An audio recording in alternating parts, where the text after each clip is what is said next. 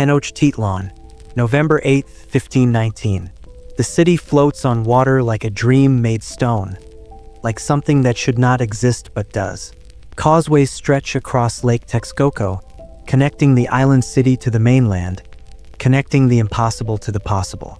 The pyramids rise against the sky, their steps steep enough to make the gods feel close, their temples crowned with smoke from fires that have burned for generations. The air smells of copal incense and flowers, and the lake itself, which is both fresh and salt, both mirror and mystery. In the Temple of Tlazolteotl, the goddess of purification and forbidden desire, the priestesses are preparing for the evening ritual. They wear white, always white, the color of bones and clouds and the foam on water. Their hair is long and unbound, falling past their waists in black rivers that catch the torchlight. They have been training since childhood. They know every prayer, every gesture, every way the sacred manifests in the body, in the breath, in the moment between heartbeats when the divine touches the human and both are changed. They do not know that their world is ending, that it has already ended, that the men who arrived this morning, the pale men with their metal skin and their strange beasts, are not gods returning as the prophecies suggested. They are something else, something the priestesses have no word for. Conquerors, destroyers, men who believe that only their God is real and all others are demons to be cast down. The priestesses continue their preparations, because what else can they do? The rituals must be maintained. The balance must be kept. The gods require attention, devotion, the daily renewal of cosmic order through human action. If the rituals stop, the sun might not rise, the rain might not fall, the world might collapse back into the chaos from which it was born. This is what they have been taught. This is what they believe with a certainty as solid as the temple stones beneath their feet. Hernan Cortez stands in the palace of Moctezuma and looks out at the city spread before him like a prize already won. He has 400 soldiers. Moctezuma has thousands. But Cortez has something Moctezuma does not. He has conviction. He has the absolute certainty that his God is the only God, that his way is the only way, that everything different from him is not just wrong but evil. This certainty makes him dangerous. This certainty makes him unstoppable. He has seen the temples. He has seen the altars darkened with blood, the skulls mounted on racks, the evidence of human sacrifice that the Aztecs practice with religious precision. And Cortez, who has ordered men burned alive in Cuba, who has massacred civilians in Hispaniola, who has committed atrocities in the name of Spain and God, looks at these temples and sees only savagery, sees only proof that these people are less than human, sees only justification for what he is about to do. The Spanish call them priestesses. The Aztecs call them cihuatlamacazque, women dedicated to the gods, women who have given up marriage, children, normal life to serve the divine. They are not nuns in the Christian sense. They do not withdraw from the world. They are embedded in it. They participate in festivals. They perform public rituals. They are intermediaries between the human and the sacred, between the city and the cosmos, between what is and what must be for the world to continue. Some serve Tlazolteotl, the earth goddess who devours filth and grants forgiveness. Some serve Xochiquetzal, the goddess of beauty and fertility and forbidden love. Some serve Coatlicue, the mother of gods, whose skirt is made of serpents, whose necklace is made of hearts. Each goddess demands different rituals, different offerings, different ways of being in the body, of using the body as a vessel for divine presence. And now the Spanish are here, and the Spanish have plans for these women. Plans that have nothing to do with the sacred and everything to do with conquest, with domination, with the systematic destruction not just of bodies but of meaning itself. If you are drawn to the histories that make us uncomfortable, that force us to see conquest not as adventure but as trauma, then stay with us. This is not a story with heroes. This is a story about what happens when one world decides another world has no right to exist. The fall of Tenochtitlan does not happen all at once. It happens in stages, First, there is the massacre at the Temple during the Festival of Texcoco in May 1520. The Spanish, nervous about the gathering of thousands of Aztec nobles and warriors for a religious ceremony, decide to strike first. They seal the entrances to the temple courtyard, and then they begin killing, not warriors, not soldiers, dancers, musicians, priests, priestesses, people in ceremonial dress, unarmed, in the middle of a sacred ritual. The chronicler Bernardino de Sahagun, a Franciscan friar who arrived after the conquest and interviewed survivors, records it in his Historia General de las Cosas de Nueva España. He describes how the Spanish cut off the hands of the drummers, how they beheaded the dancers, how they disemboweled the priests, and the priestesses, the women in white.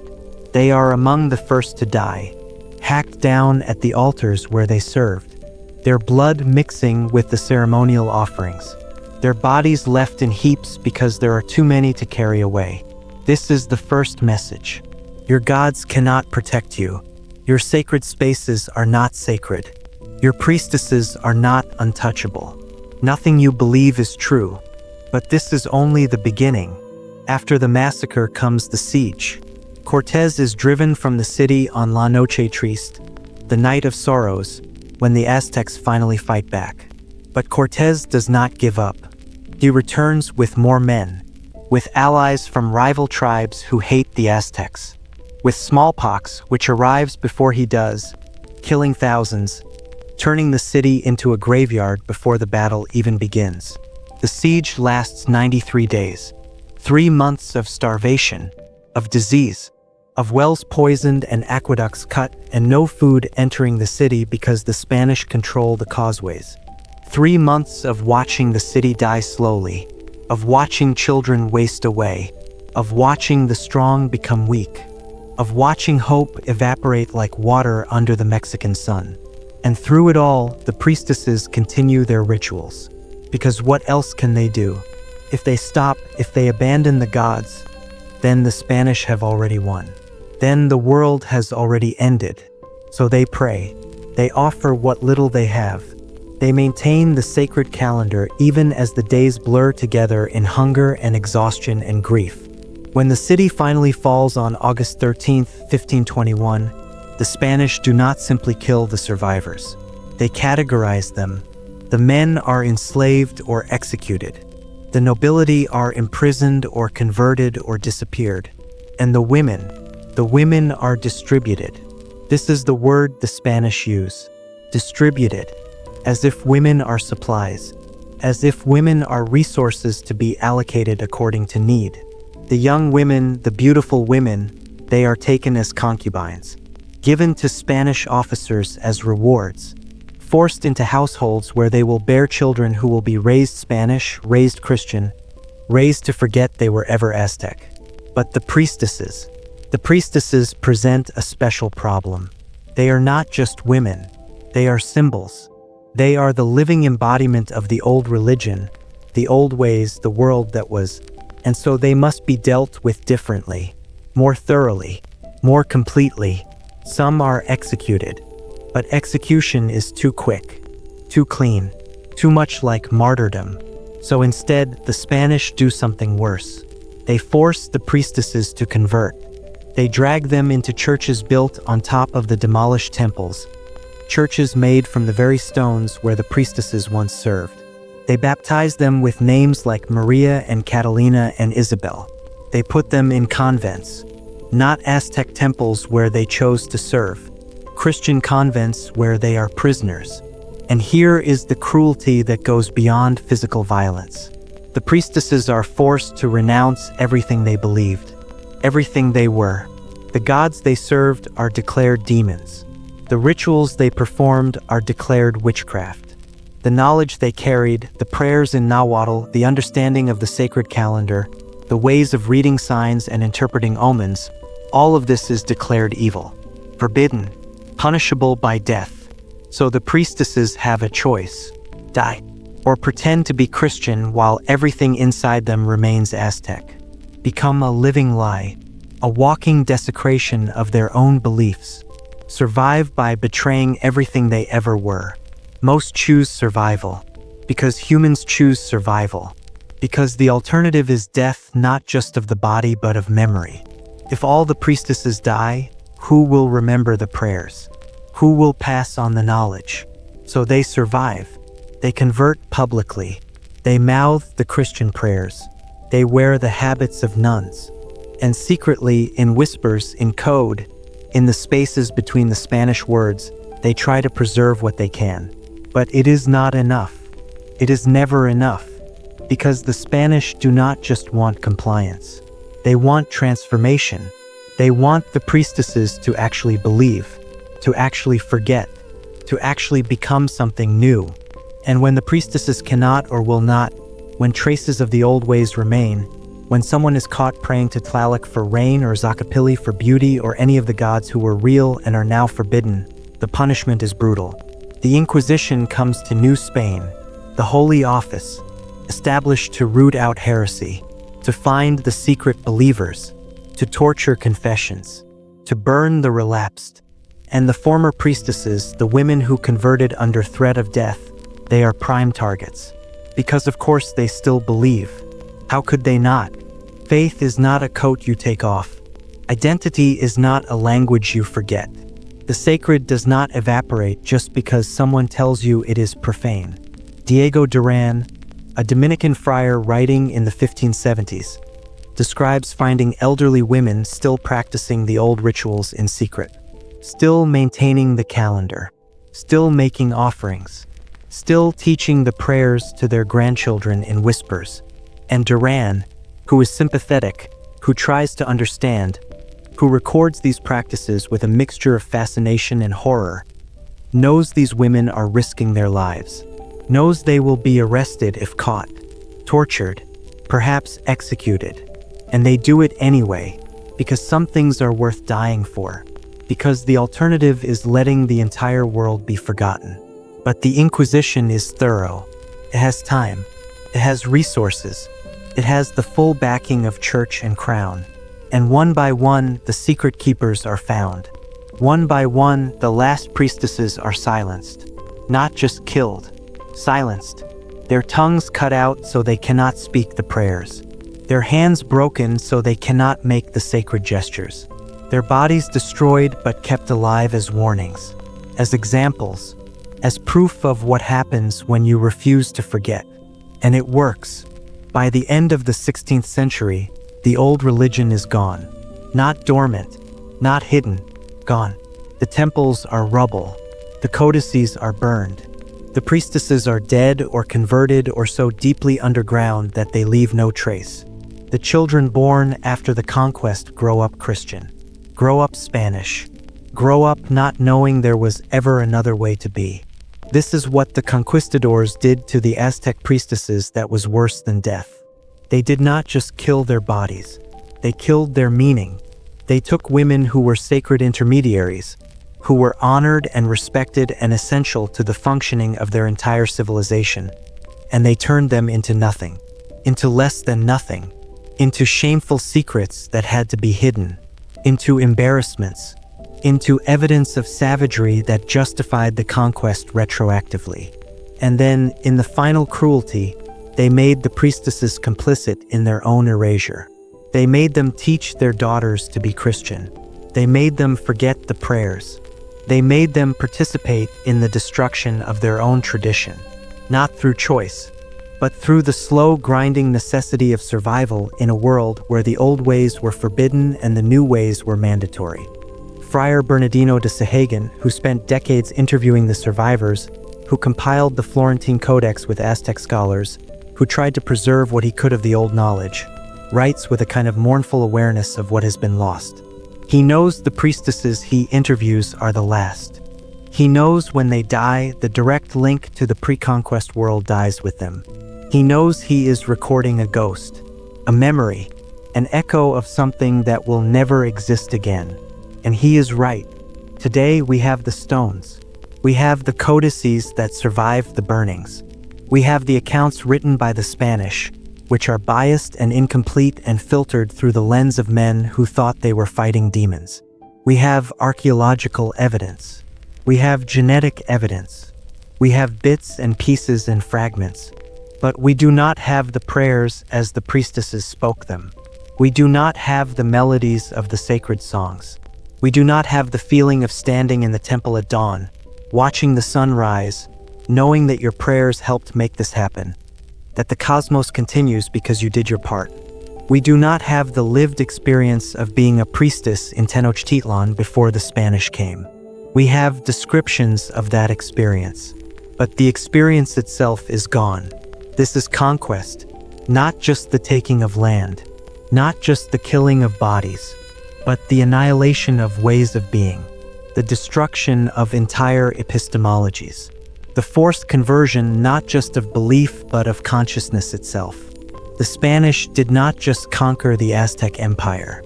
They tried to conquer Aztec reality, to replace it with their own, to make it as if the old world had never been. And they succeeded. Mostly, the Aztec Empire is gone. The religion is gone. The language survives but transformed, mixed with Spanish, changed.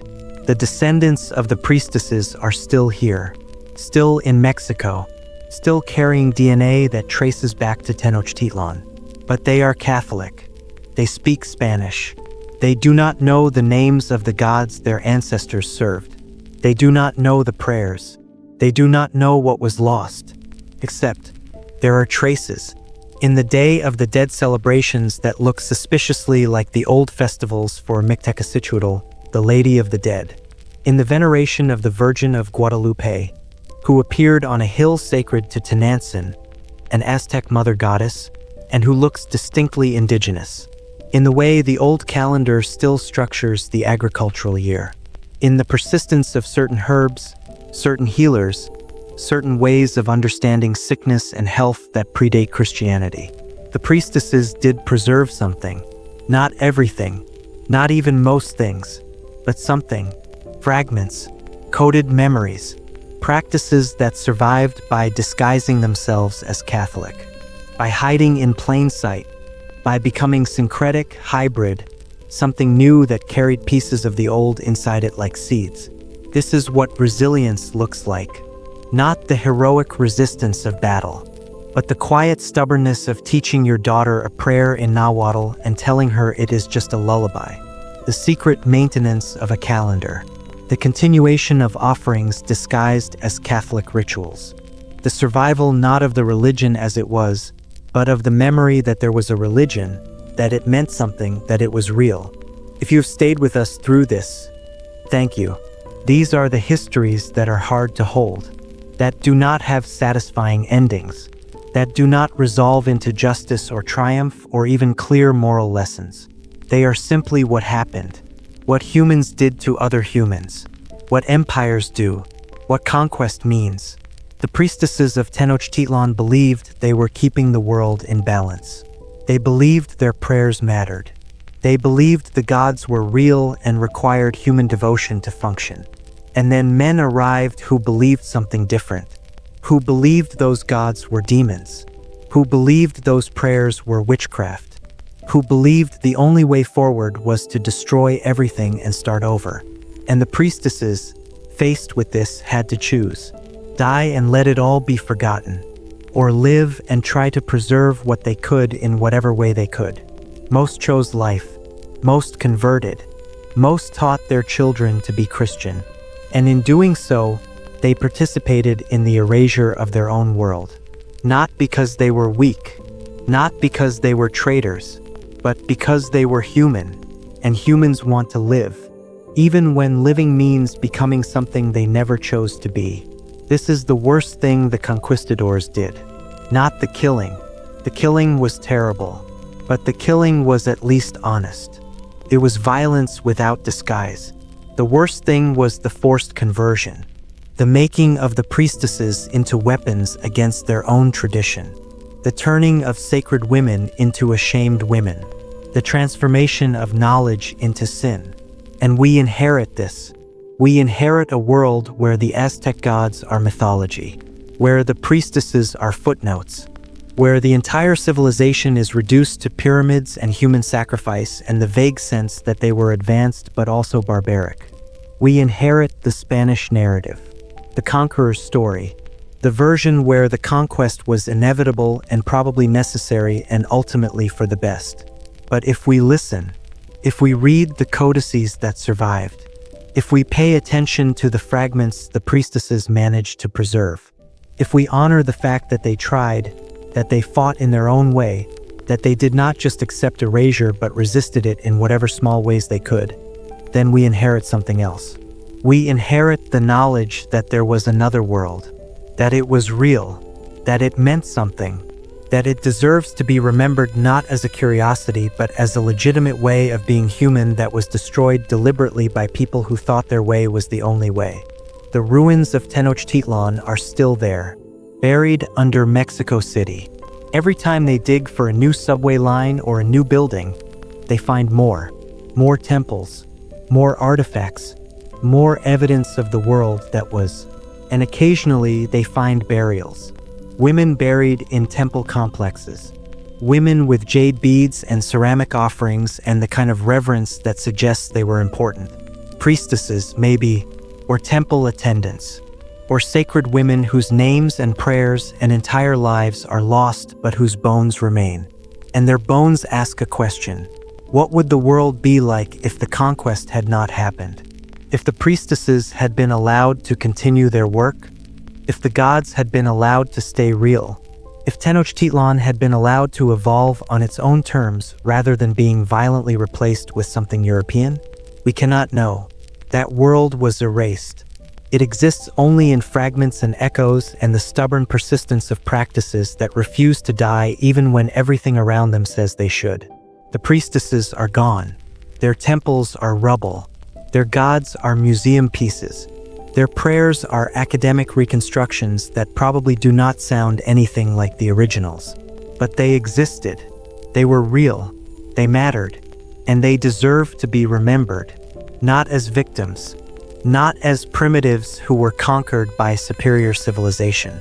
But as women who served their gods with dedication and skill. Who believed they were keeping the world running. Who faced annihilation and chose survival. Who tried to preserve what they could in whatever way they could. Who failed mostly but not entirely. Who left traces. Who left questions. Who left us with the responsibility to remember that conquest is not glory. It is tragedy. And the conquered are not footnotes. They are humans whose worlds were destroyed. The sun still rises over Mexico City. The rain still falls. The world still turns. And somewhere in the genetic memory, in the cultural fragments, in the practices that survived by disguising themselves, the priestesses are still there, still praying, still trying to keep the balance, still refusing to be completely forgotten, still demanding that we see them, that we honor them, that we remember. This is what the Spanish conquistadors did to the Aztec priestesses. They tried to erase them, and they failed, because we are still talking about them, still trying to understand them, still excavating their ruins and reading their codices and piecing together their world. They are not alive, but they are not forgotten. And as long as we remember, as long as we tell their story, they remain. Ghosts in the stones, whispers in the prayers, echoes of a world that was destroyed but refuses to be silent. Remember them, the women in white, the priestesses of Tenochtitlan, the keepers of the balance, the ones who believed the gods were real and the rituals mattered and the world depended on their devotion. Remember that they existed, that they were conquered, that they tried to survive, that they left traces, that they deserve more than footnotes, that their erasure was not inevitable, that it was chosen, that it was violent, that it was worse than death. Remember, because that is all we can do now. Remember, and in remembering, refuse to let conquest be the final word. Refuse to let erasure be complete. Refuse to let the priestesses disappear into the silence that was forced upon them. They spoke. We can still listen. They prayed. We can still hear. They existed. And that existence, that reality, that truth can never be completely destroyed as long as someone remembers. The temples are ruins, but the memory remains. And memory is its own kind of temple, its own kind of resistance, its own kind of prayer. They were here, the priestesses of Tenochtitlan. They were real, and we remember,